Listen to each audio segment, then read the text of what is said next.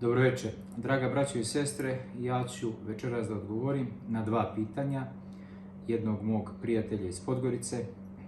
Prvo pitanje glasi: molim vas da pojasnite značenje obrezanja ili obrezivanja u Starom Zavjetu, kao i odnos Novog Zavjeta prema ovom činu.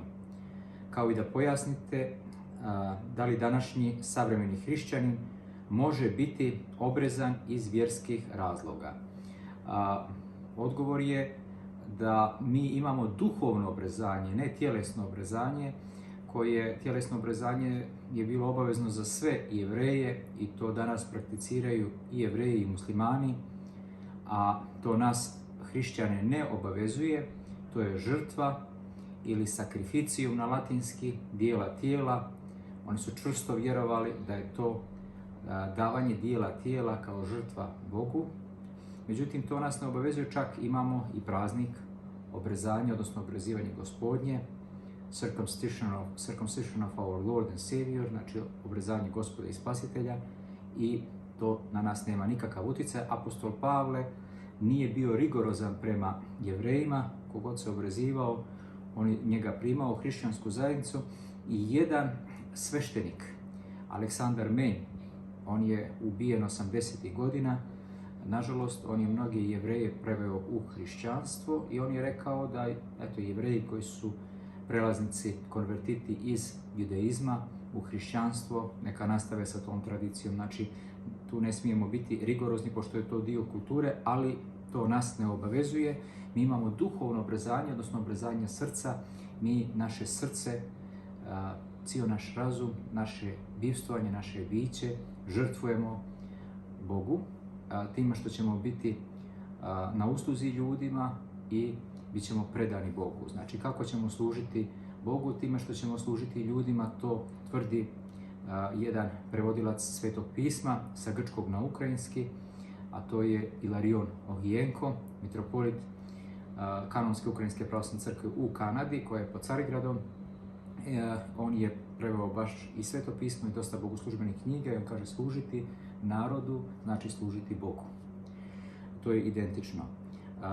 Drugo pitanje glasi: molim vas pojasnite da li Stari Zavjet, naročito Petoknjižje, možemo u današnjem vremenu smatrati kao između ostalog najpouzdaniji vodič zdravog i duhovnog i svjetovnog načina života. Sada, što se Petoknjižja tiče, 5 knjiga Mojsijevih, mi ih ne smatramo da su to samo historijske knjige, da se to samo tada desilo, da su to napisane neke bajke, da se to možda nije ni desilo, nego da se to zaista desilo. I nastavak Petoknjižja, nastavak čitavog Starog Zavjeta je Novi Zavjet Gospoda i Spasitelja našeg Isusa Hrista. Petoknjižje, 5 knjiga Mojsijevih od postanja, koje mnogim ljudima liči na naučnu fantastiku, pogotovo u današnjem vremenu, kako je Bog sve to stvorio. Baš mi je rekao jedan prijatelj na brzinu, on je na granici ateizma i agnosticizma. Međutim, mi doista vjerujemo da je svaka rečenica, svaka riječ koja je napisana u Svetom pismu istinita. I svakako može nam biti putevoditelj, znači svaka rečenica. Međutim, držimo se isključivo Novog Zavjeta, zato što trebamo znati da je Petoknjižje Mojsijevo, 5 knjiga, nastalo u određenom vremenu, u određenom prostoru i ne možemo se vladati u potpunosti. Znači, Isus nije došao po njegovim riječima da ukine Stari Zavjet, nego da ga dopuni time što je nadomjestio ljubav. Znači, u Starom Zavjetu imamo zakon, imamo pravila, ali ljubav se ne manifestira kao u Novom Zavjetu. Veliki pravoslavni teolog, pokojni otac Thomas Hopko, kaže da li je pravedno oko za oko, zub za zub. Pa jeste, bilo je pravedno, jer ranije, dok to nije bilo napisano, za jedno oko je otišlo čitavo selo. Ako je neko nekom izvadio oko, čitavo selo je bilo zaklano. I onda su rekli: ajde, neka bude recipročno oko za oko, zub za zub. A Isus dodaje: ko tebe kamenom, ti njega hljebom. Ko tebe udari u jedno lice, okreni mu drugo. to je Novi Zavjet. Znači, mi Stari Zavjet prihvatamo, ali ga dopunjujemo Isusovom ljubavlju. Neka te Gospod blagoslovi. Amin. 5 knjiga Mojsijevih, to su Postanje, a to je Berešit na jevrejski, a to znači u početku. Prva knjiga. Druga knjiga je Izlazak, a to znači Šemot. Prevod toga je imena. Leviti ili Vajkira. Prevod toga znači i on se zove. Četvrta knjiga Brojevi u pustinji, to je znači prevod, ili Bemidbar.